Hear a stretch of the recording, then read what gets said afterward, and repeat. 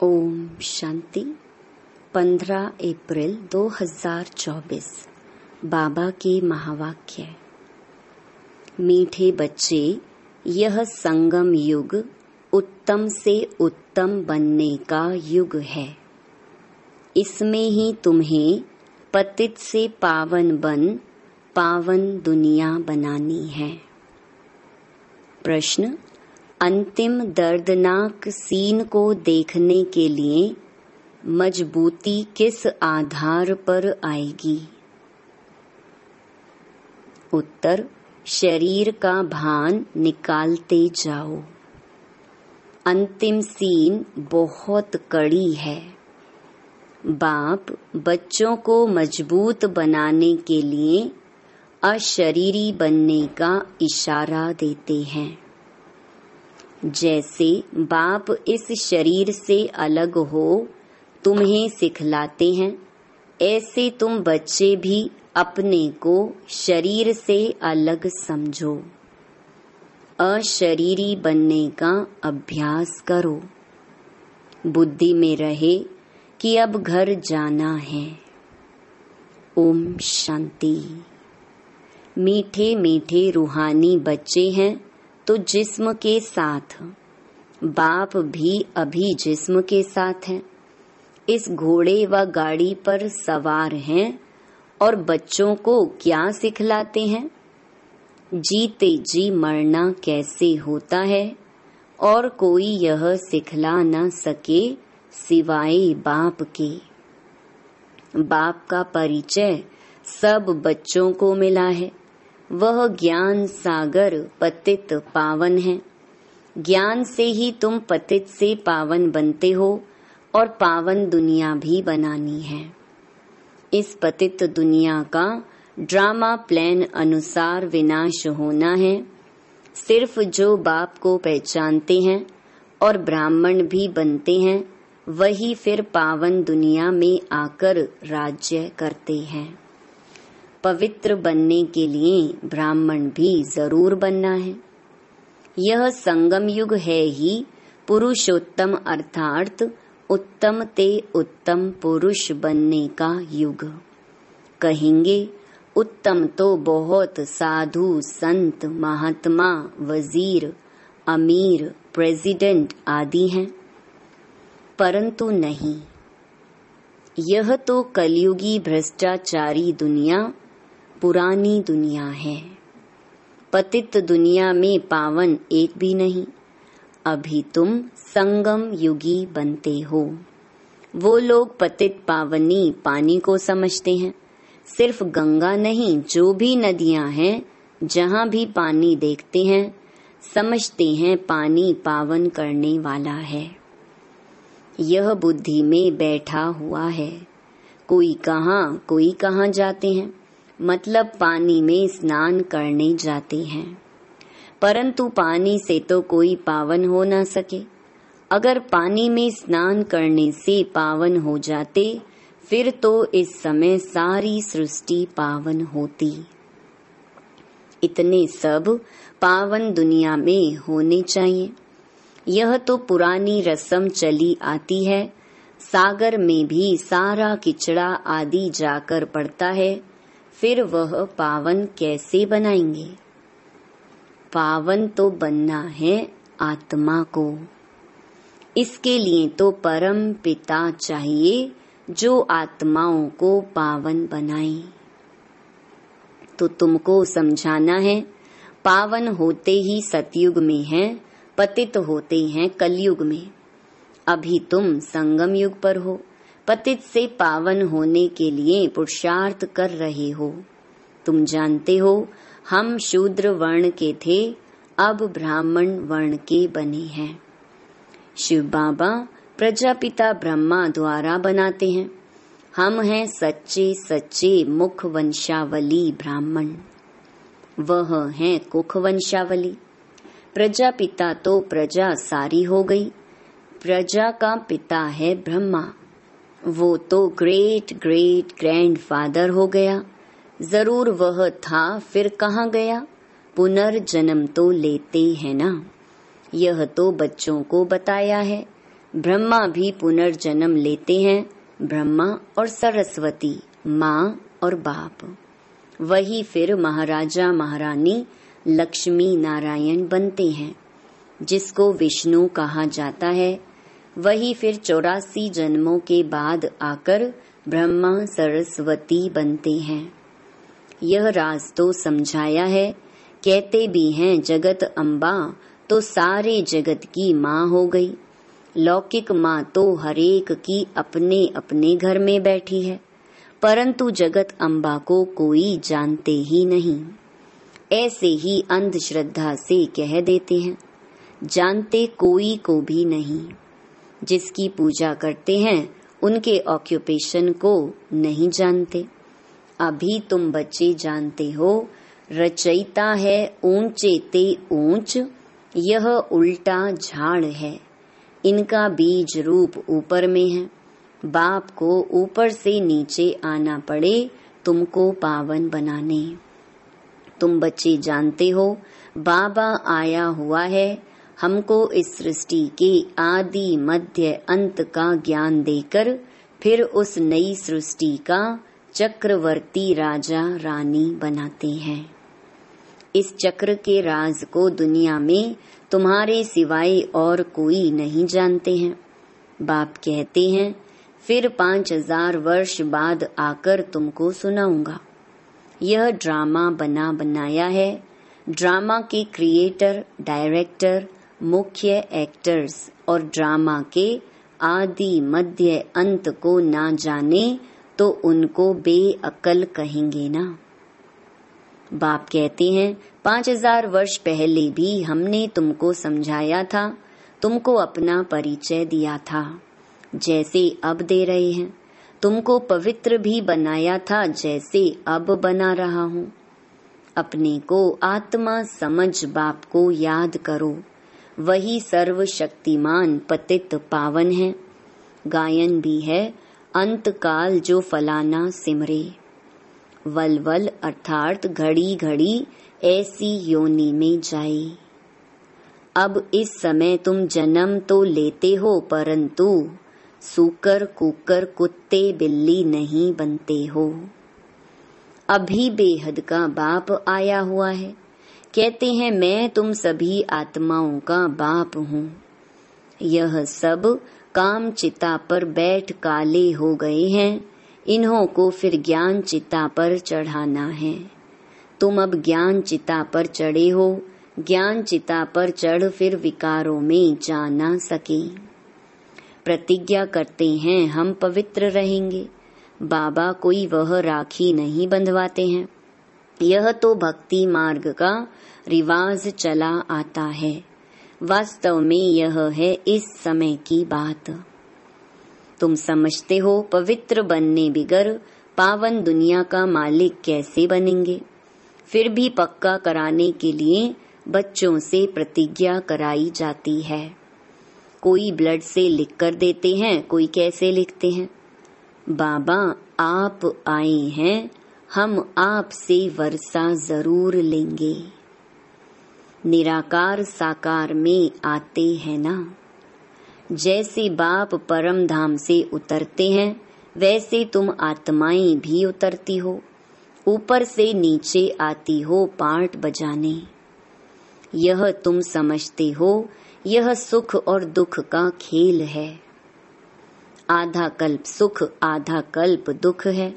बाप समझाते हैं 3/4 से भी तुम जास्ती सुख भोगते हो। आधा कल्प के बाद भी तुम धनवान थे। कितने बड़े मंदिर आदि बनवाते हैं। दुख तो पीछे होता है, जब बिल्कुल तमो प्रधान भक्ति बन जाती है। बाप ने समझाया है तुम पहले पहले अव्यभिचारी भक्त थे, सिर्फ एक की भक्ति करते थे। जो बाप तुमको देवता बनाते हैं, सुखधाम ले जाते हैं, उनकी ही तुम पूजा करते थे। फिर बाद में व्यभिचारी भक्ति शुरू होती है। पहले एक की पूजा, फिर देवताओं की पूजा करते थे। अभी तो 5 भूतों के बने हुए शरीरों की पूजा करते हैं। चैतन्य की भी तो जड़ की भी पूजा करते हैं। 5 तत्वों के बने हुए शरीर को देवताओं से भी ऊंच समझते हैं। देवताओं को तो सिर्फ ब्राह्मण हाथ लगाते हैं, तुम्हारे तो ढेर के ढेर गुरु लोग हैं। यह बाप बैठ बताते हैं, यह दादा भी कहते हैं, हमने भी सब कुछ किया। भिन्न भिन्न हठ योग आदि, कान नाक मोड़ना आदि सब कुछ किया। आखिरीन सब कुछ छोड़ देना पड़े। वह धंधा करें या यह धंधा करें। पिनकी माना सुस्ती आती रहती थी, तंग हो जाता था। प्राणायाम आदि सीखने में बड़ी तकलीफ होती है। आधा कल्प भक्ति मार्ग में थे, अभी मालूम पड़ता है। बाप बिल्कुल एक्यूरेट बताते हैं। वह कहते हैं भक्ति परंपरा से चली आती है। अब सतयुग में भक्ति कहाँ से आई? मनुष्य बिल्कुल समझते नहीं, मूढ़ बुद्धि है ना। सतयुग में तो ऐसे नहीं कहेंगे। बाप कहते हैं मैं हर 5000 वर्ष बाद आता हूँ, शरीर भी उनका लेता हूँ जो अपने जन्मों को नहीं जानते हैं। यही नंबर 1 जो सुंदर था वही अब शाम बन गया है। आत्मा भिन्न भिन्न शरीर धारण करती है, तो बाप कहते हैं जिसमें मैं प्रवेश करता हूँ उसमें अभी बैठा हूँ। क्या सिखलाने? जीते जी मरना। इस दुनिया से तो मरना है ना, अभी तुमको पवित्र होकर मरना है। मेरा पाठ ही पावन बनाने का है। तुम भारतवासी बुलाते ही हो हे पतित पावन। और कोई ऐसे नहीं कहते हे लिबरेटर, दुख की दुनिया से छुड़ाने के लिए आओ। सब मुक्ति धाम में जाने के लिए ही मेहनत करते हैं। तुम बच्चे फिर पुरुषार्थ करते हो सुख धाम के लिए। वह है प्रवृत्ति मार्ग वालों के लिए। तुम जानते हो हम प्रवृत्ति मार्ग वाले पवित्र थे, फिर अपवित्र बने। प्रवृत्ति मार्ग वालों का काम निवृत्ति मार्ग वाले कर न सके। यज्ञ तप दान आदि सब प्रवृत्ति मार्ग वाले करते हैं। तुम अभी फील करते हो कि अभी हम सबको जानते हैं। शिव बाबा हम सबको घर बैठे पढ़ा रहे हैं। बेहद का बाप बेहद का सुख देने वाला है। उनसे तुम बहुत समय के बाद मिलते हो तो प्रेम के आंसू आते हैं। बाबा कहने से ही रोमांच खड़े हो जाते हैं। ओहो, बाबा आया है हम बच्चों की सर्विस में। बाबा हमको इस पढ़ाई से गुलगुल बनाकर ले जाते हैं।